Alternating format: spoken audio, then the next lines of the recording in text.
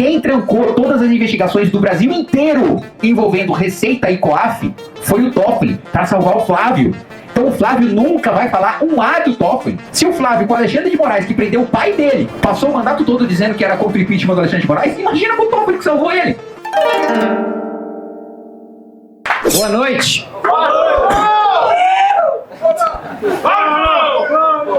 Eu não sei se fico mais ofendido com o Fonão ou com o Iru do Bolsonaro. Eu não sou a pessoa que dá os discursos mais apaixonados, mais poéticos, mais criativos. Eu geralmente sou mais cartesiano, mais técnico, mais chato. Hoje não. Hoje não, porque não há nada técnico chato a ser falado, né? Com exceção de um pouquinho de Buckmaster, né? Que toda oportunidade que a gente tem de falar um pouquinho é bom, né? Pra quê? Você não tá fazendo nada, você tá em casa, você fazer o quê? Vou falar sobre Buckmaster, né? Eu acho que esse é um passatempo que mais brasileiros deveriam ter. Mas o primeiro ponto que eu quero colocar aqui para vocês, né, e já peço desculpas se não for tão criativo, tão passional, tão emocionante ou tão poético, mas eu vou falar tudo que me vier de sentimento e de sensação aqui para vocês. Primeiro ponto sobre a Karen, tá? Nós estamos aqui em Ribeirão Preto e uma das coisas que mais me decepciona na política, né, é traição. É falta de lealdade, né? Porque quantos já... Não era nem uma questão de que era aliado. Para mim, primeiro, pessoalmente, lealdade é uma coisa muito séria, né? Uma lealdade com a sua família, uma lealdade com seus amigos e mesmo aliados políticos que estão muito distantes da família e muito distantes de amigos, também eu considero lealdade uma coisa importante. E quantas vezes eu, pessoalmente, já não decepcionei com algumas pessoas que eu não considerava só aliados políticos, mas considerava amigos. E o momento mais fácil de você identificar uma pessoa leal, né, é no momento de baixa, né, é no momento de crise, é no momento de impopularidade, é no momento em que você paga um preço por ser leal. É fácil ser leal quando vale a pena. É fácil ser leal quando ser leal significa lucro para você, dividendos políticos para você, uma vida mais fácil para você, ou que não implique custo nenhum. E vários dos que passaram, vários eu estou exagerando, alguns dos que passaram pelo Movimento Brasil Livre, nos momentos de baixa, quando eles perceberam que fazer parte do MBL e disputar a eleição com o discurso do MBL, com as propostas do MBL, significaria que eles perderiam a eleição, e muitos deles perderam, eles optaram pelo caminho fácil. Não, putz, já que esse discurso do MBL é difícil, eu vou simplesmente colar na bota do Bolsonaro, ter um trabalho medíocre, que eu preciso trabalhar muito menos fora do MBL, eu sou muito menos cobrado fora do MBL, é só eu fazer alguma lacração, né, burra, superficial, rasa, né, falar, contra o comunismo, né, arma! E aí eu vou lá e me elejo, né, na popularidade de alguém. A Karen passou por um momento de baixa. A Karen perdeu a eleição. E ela poderia ter escolhido o caminho mais fácil. Ela poderia ter falado, olha, encontrei a verdade, gente. O MBL estava errado, me desculpa, Bolsonaro. Certo estava o Bolsonaro. Como alguns fizeram, né, gente? Não vou citar nomes, né? Pô, vou cometer isso, imagina. Nenhum de vocês sabe e eu não vou contar esse segredo para vocês. Olha... E assim como eu tenho completa convicção na lealdade da Amanda, que passou por esse processo, a Amanda perdeu em 2020 com a gente, a Amanda perdeu em 2022 com a gente. Aliás, eu fiquei tão triste, tão puto com a derrota da Amanda e do Renato nas eleições de 2022, que o vídeo daquilo que eu falei quando a gente estava reunido na apuração e foi gravado, nunca foi publicizado para vocês, porque era tamanho o meu estado de tristeza e de ódio contra vagabundos que foram eleitos trabalhando muito menos e sendo muito mais incapazes e burros, que nós decidimos não publicar aquele meu momento de, digamos assim, alma exasperada, né? Eu não comemorei minha própria vitória em 2022, muito em razão disso, né? e até, enfim, minha mãe estava lá e ficou chateada com toda a situação também, mas meu ponto é, a Amanda ficou nos momentos mais difíceis para ela própria, quando ela própria pagou o preço de estar no MBL. E hoje ganhou, e hoje é uma das figuras mais conhecidas e proeminentes no MBL. Da mesma maneira como a Karen ficou no momento de baixa. E nós estamos agora em 2026, Karen, no momento de alta. Esse é o momento que a gente conseguiu fundar o nosso partido político, contra todas as chances, contra todos os ataques, contra todos os lobbies. Esse é um momento que eu estava conversando e falei isso para alguns de vocês mais cedo, mas que eu falo agora para todos, fazendo um paralelo da pré-candidatura do Renan com o Arthur em 2020. 2020 era ano de pandemia, tinha tudo para um candidato que nunca disputou uma eleição majoritária não aparecer, que as condições estavam muito limitadas. A gente estava, da mesma maneira como nós estamos hoje, num partido sem tempo de TV, num partido sem fundo partidário.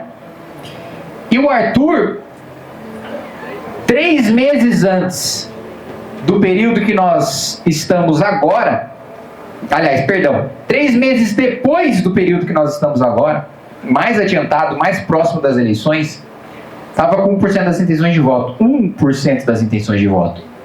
Eu lembro de estar ao lado da televisão, vendo a pesquisa eleitoral do lado do Renan, e o Renan indignado. Tipo, como é que a gente está empatado com a Vera Lúcia do PSTU? Não, vamos aposentar, não é possível. Nós estamos empatados com o PSTU, gente.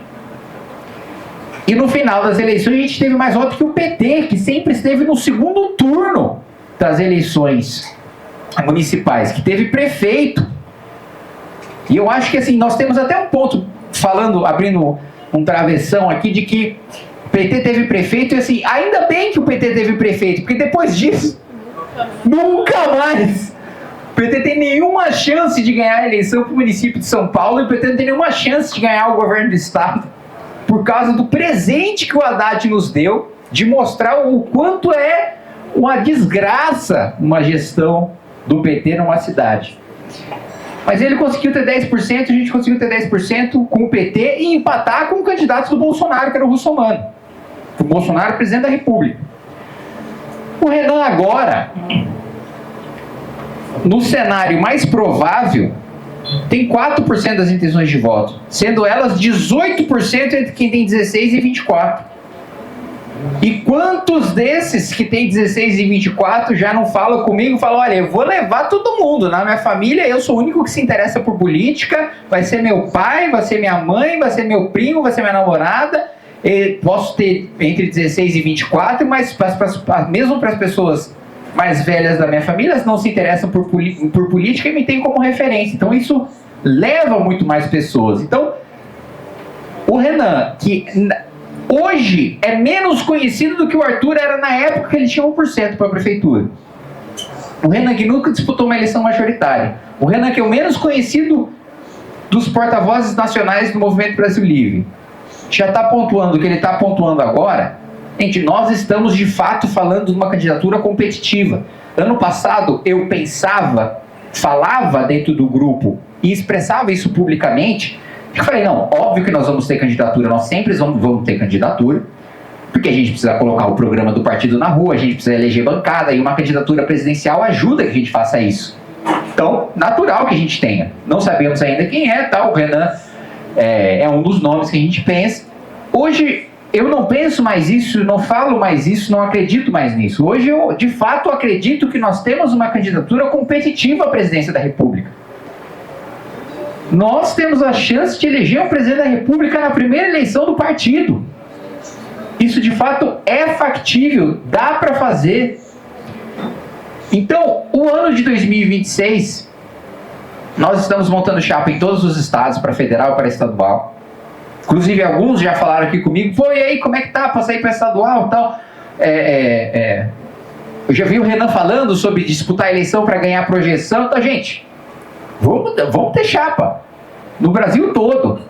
E quem tiver qualificação, demonstração de lealdade, né, e viabilidade para disputar a eleição, não vamos lançar. Os momentos mais difíceis já passaram. O PT, quando eu tinha 19 anos de idade, a Dilma colocou o Cardoso, ministro da Justiça, para me investigar, para fazer o dossiê contra mim, para ver se achava algum podre. Você derrubou ela. Até aí ela caiu, né? A Dilma caiu, eu tô aqui. Mas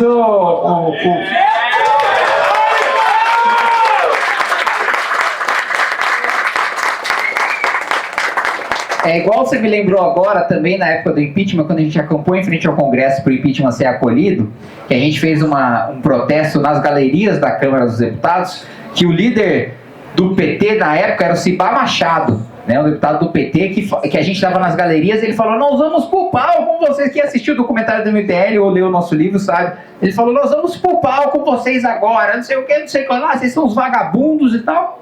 Aí no outro dia veio o MTST, a milícia, né, do Guilherme Boulos, bater na gente, lançar rojão na gente, aí furar as costas do Renan, deram voadora na gente, enfim, foi um momento tenso.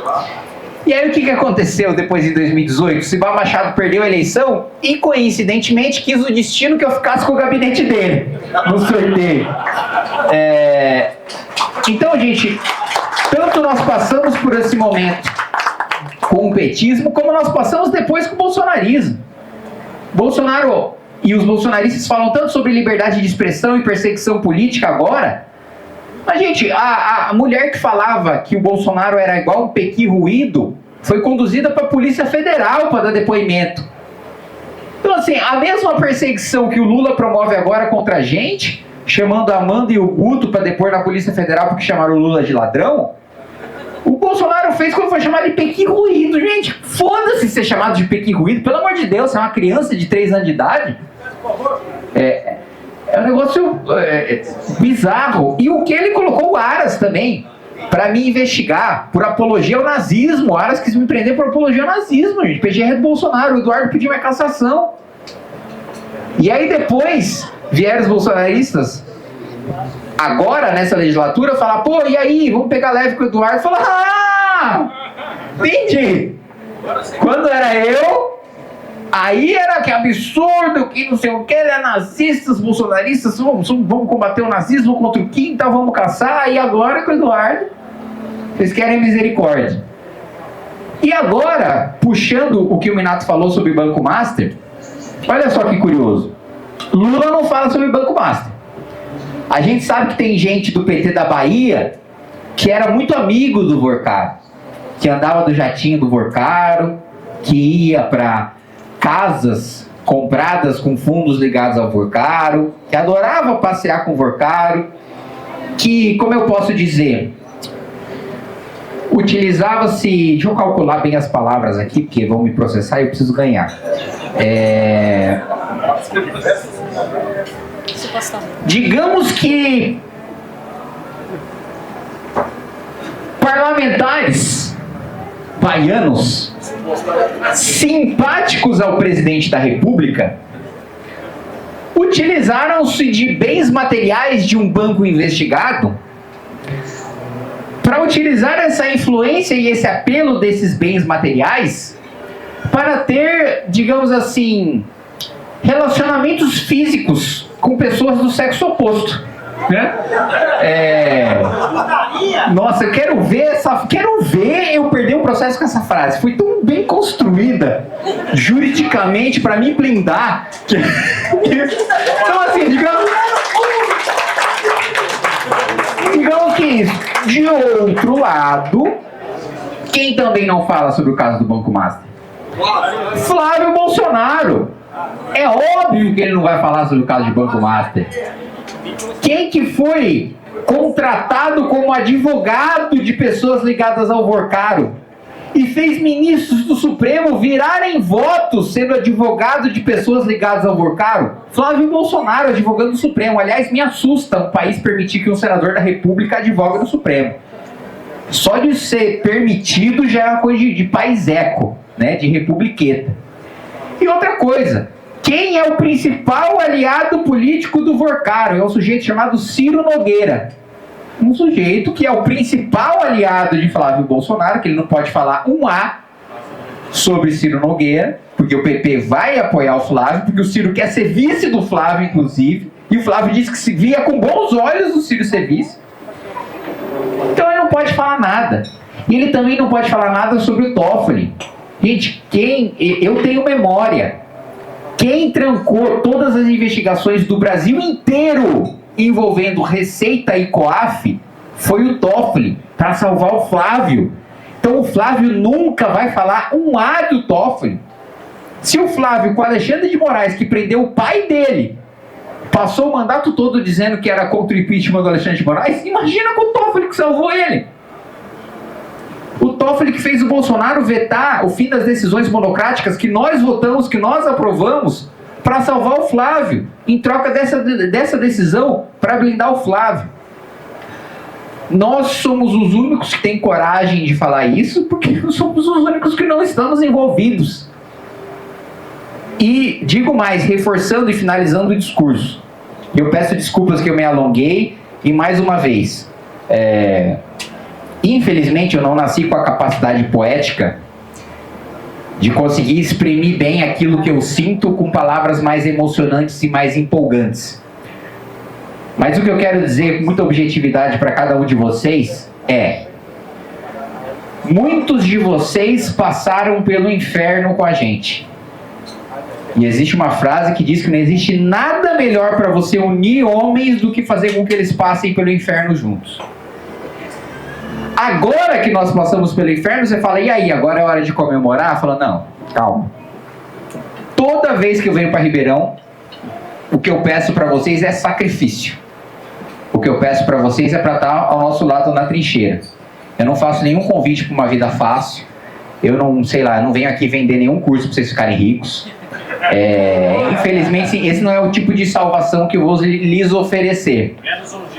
Mas o que eu posso oferecer para vocês é um propósito de vida, que é aquilo que me move, que é aquilo que me faz ficar aqui, que vai me fazer ficar aqui pro resto da minha vida e lutar para a gente deixar um legado para as futuras gerações, porque eu acho que, primeiro, é uma missão de vida de todos nós deixarmos uma sociedade melhor para quem vai vir e trabalhar para a gente transformar esse país num país decente para quem está vivo hoje.